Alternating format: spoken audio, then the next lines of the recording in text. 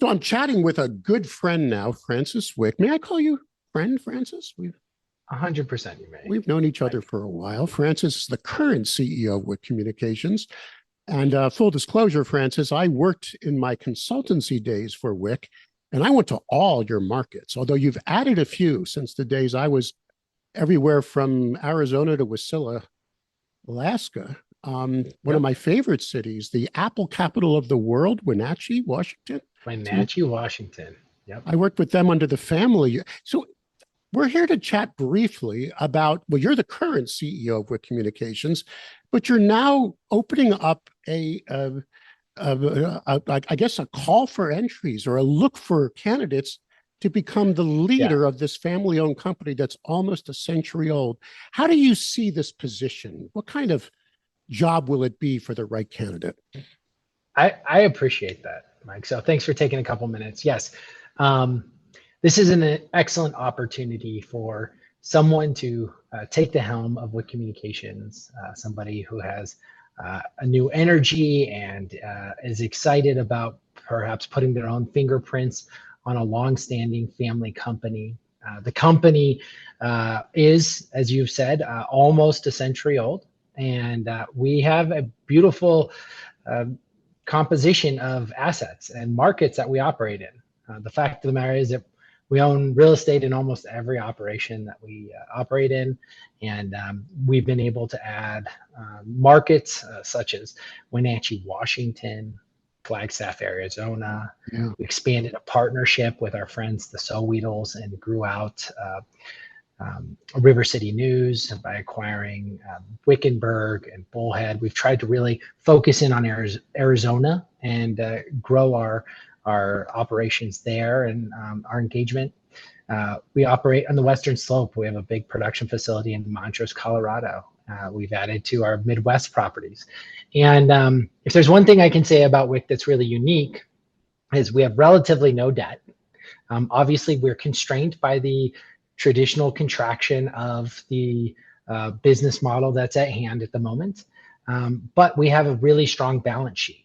And when it comes to people considering being CEOs, a balance sheet is what gives you the opportunity to work from and really to drive strategic opportunities. And so we have a 24-month strategic plan that we've been working on to move forward.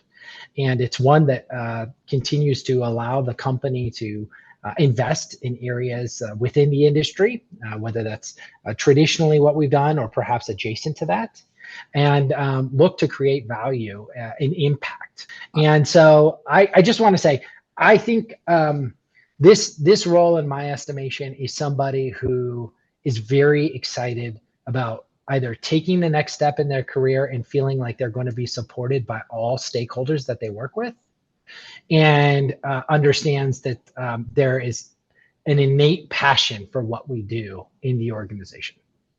I've traveled to your cities. You still have some of the same managers in place who are, I consider now friends as well, some of them multiple times. One of the things I noticed about working with the Wick family, and I'm going to say that word family, is not only do you have a desire and a need to be profitable, but that money is always circled back into that newsroom. You see both sides of the coin at Wick, don't you? You strive for that commitment to those local communities you serve. So I appreciate that. And number one is we always have to be profitable. There's no question a Of company course. has to be profitable. And that is, in our industry, that is a big struggle that we have to consistently work towards.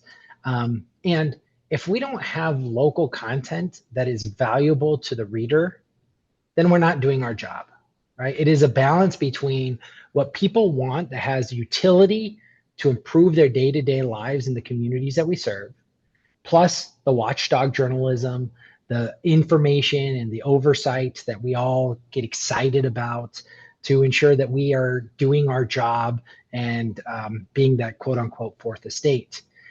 But we can only do it if we go out and we do a good job of selling and helping local businesses.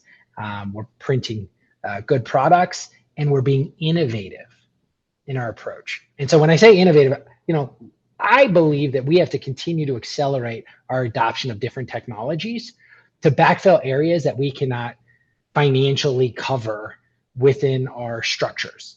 And that is something we have to become really comfortable with. And that has to do with change. And so whoever comes next, I would hope is somebody that is excited about change and what that transformation looks and feels like. And when you do that, when you have a vision and an end result that you can drive towards, I think Wick is absolutely one of the best places to be able to create that new reality. This is a once in a generation opportunity, and I don't think I'm overselling it, to have a chance to work for this family company and lead it into the future, and also represent it to the news publishing industry. If I may say, if you're just tripping across this recording on a podcast platform or on our YouTube channel, you want to send your cover letter and resumes to Wendee Grinde, WENDEE.GRINDE at wickcommunications.com. Francis, thank you for your valuable time. Thanks, Mike. You're a true friend to Wick and to the industry.